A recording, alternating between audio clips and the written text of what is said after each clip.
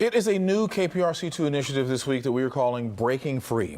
That's right. It's a big picture look at domestic violence and the many forms that it can take. We've been bringing you stories all day long today involving topics like teen dating violence, relationship red flags, types of domestic violence, including violence against seniors. Now, our focus tonight, though, at 10 o'clock is domestic violence against men. KPRC2's Brandon Walker joins us with that perspective tonight. Brandon. Keith and Danny, to be clear, victim advocates stress more women are abused at the hands of their male partner than the other way around. Still, they warn they've seen an increase in the number of men seeking help since the start of the pandemic.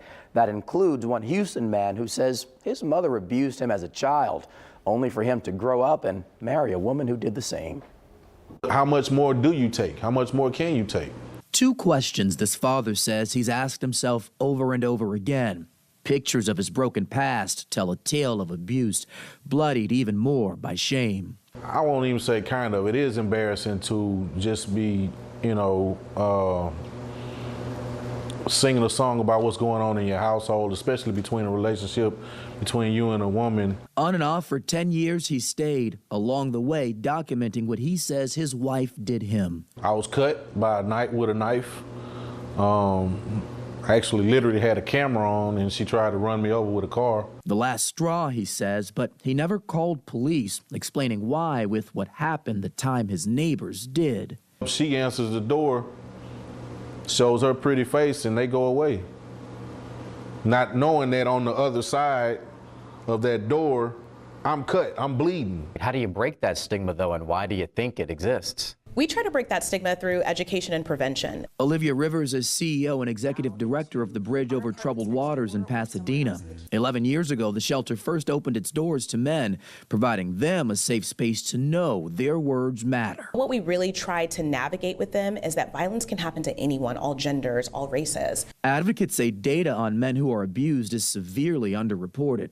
The Texas Council on Family Violence reports 35 men were killed by their partner in 2021. 28 of those cases, men killed by a female partner. In 2022, we served 84 men. Mimi Sterling is CEO of the Family Place in Dallas. The facility expanded in 2016 to include a shelter solely for men. Sterling says they're one of two in the nation. We know that those numbers are times thousands in our community. And again, it's staggering to think it's just under-recognized, it's under-reported, and it's underserved. Oh, I've received a lot of help. He did so with the help of Dr. Conti Terrell, a counselor and victims advocate who works to get men talking. It is very, very obvious when we talk to them that we understand what they're saying and what they're going through. For one Houston dad, that was the breakthrough. One even his 10-year-old son felt. Breaking free by breaking the cycle. Been a long, long wait, but we making it. And I'm happy.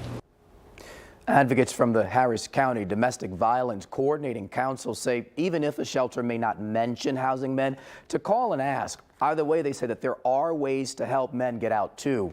After all, press advocates, the lead up to or reason behind the abuse does not change just because the gender is different. Keith. All right. Brandon, important information there. Thank you so much, sir.